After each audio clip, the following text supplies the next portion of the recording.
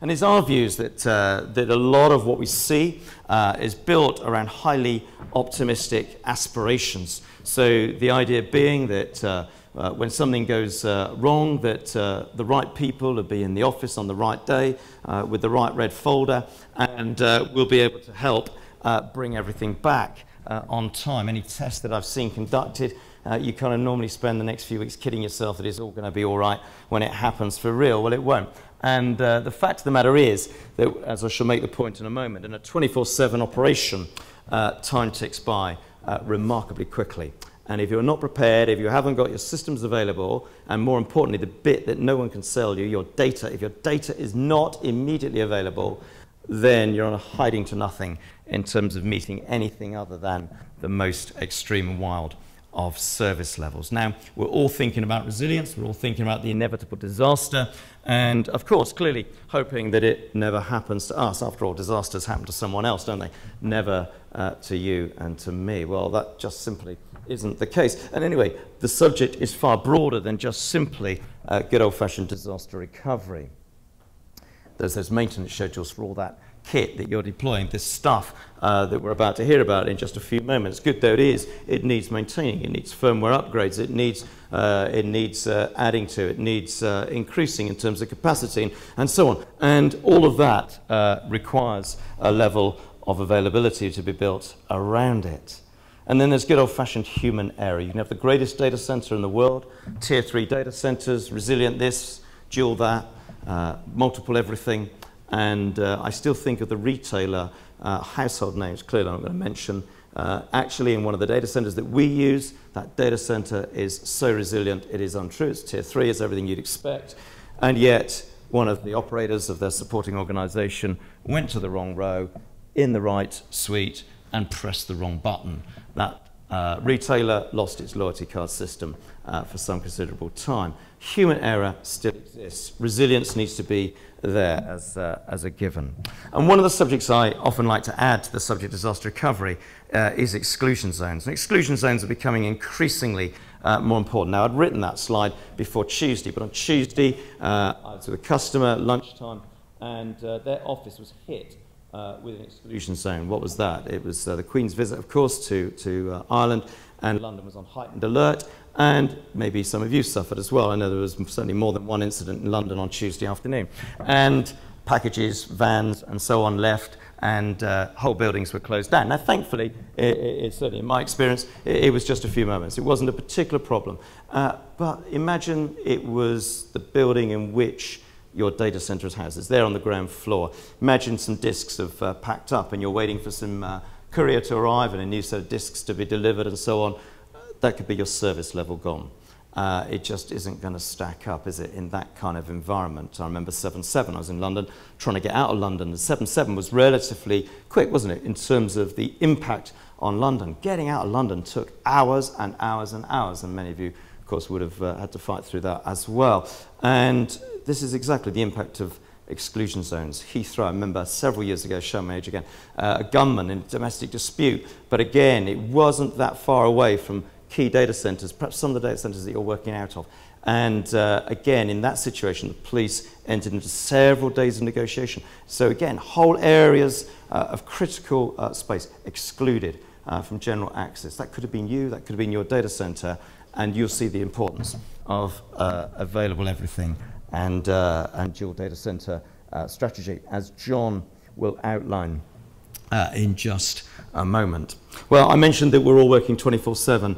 The production window is extending. And just in case you think it isn't, and you're thinking, well, I'm only a small organization, and really, you know, most of my users are, well, actually, most of your users are what? They're working ever longer, aren't they? I mean, anybody yet to tell me that email and BlackBerry services are not that important after 5 p.m.? Well, it's just not the real world. And everyone has a measure of 24/7 about their operation. It's not just the online day, it's the batch processes as well as that email and other such similar services. And I've mentioned maintenance and upgrades. I remember in the dot-com era, A-rated, AAA rated insurance company, not that far, head office not far from here, were looking to launch key electronic services into the market at that time, and they were going to be global services. And I remember in the first meeting I had with them, they thought they'd do their maintenance on a Saturday night. And I made the point that Saturday night wasn't Saturday night for what most of their user community would be experiencing.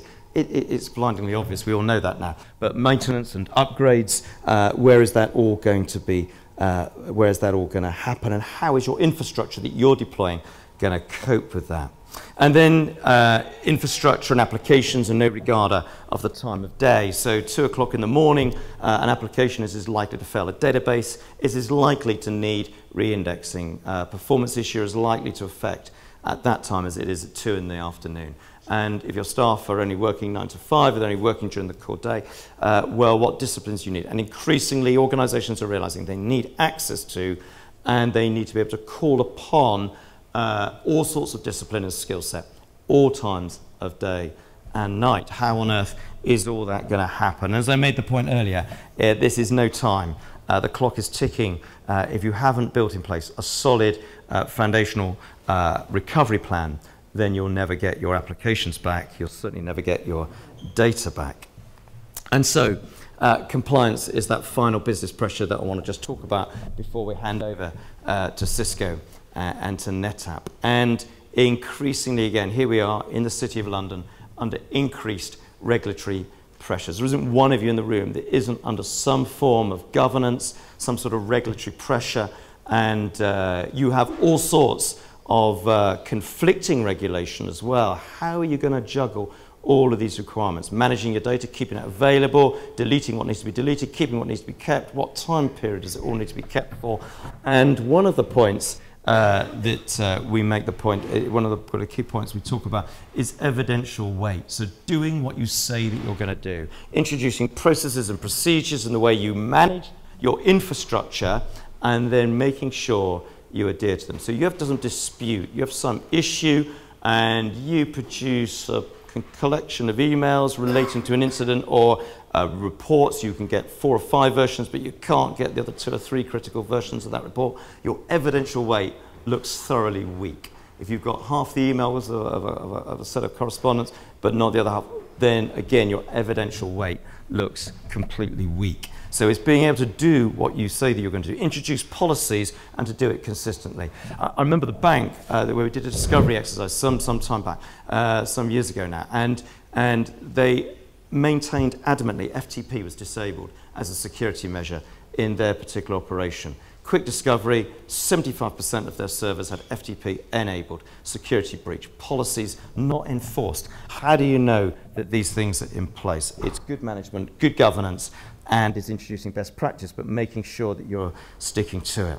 And then I started the talk by describing power and cooling as one of the biggest issues on the cost agenda, the carbon reduction commitment, maybe out of scope for many of you, perhaps all of you in the room at the moment, but it's coming.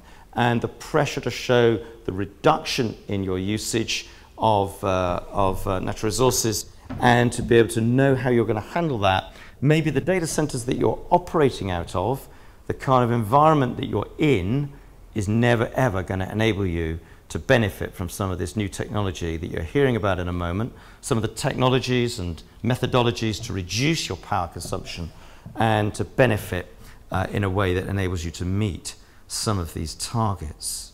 And then finally, ignorance is no excuse. As I say, as the father of 4 boys, ignorance is absolutely no excuse, and neither in managing your IT environment either. It may be that some of these things are quite hard to do. How do I make sure my data is available? How do I make sure that it is genuinely, absolutely backed up to a schedule? How do I make sure policies are enforced? And while some of these things are very difficult to do, ignorance is absolutely no excuse. And you will be under pressure by the board that you sit on or the management groups that you report to work to a lot of these standards and to make sure that you're managing your data and the infrastructure in a way that truly could be said to be best practice, and you're discharging your responsibilities carefully and looking after the data and the applications in a way that is appropriate and right. The banks and insurers of your organizations will certainly be looking for it, and your management will be as well.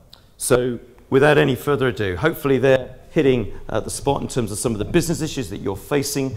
They strike a chord probably for some of you. I notice a lot of you nodding at various points. Then hopefully that strikes a chord in terms of what you're facing. How is it then that we can work and juggle with these various business issues? Is it all a compromise? We have some bits, but well, we can't have the other bits. Or can we harmonize all of this in some way? Well, the answer we'll find out as we move on. But I want to hand over now Selim Mehta of Cisco. He's going to take us through the Cisco environment. Thank you.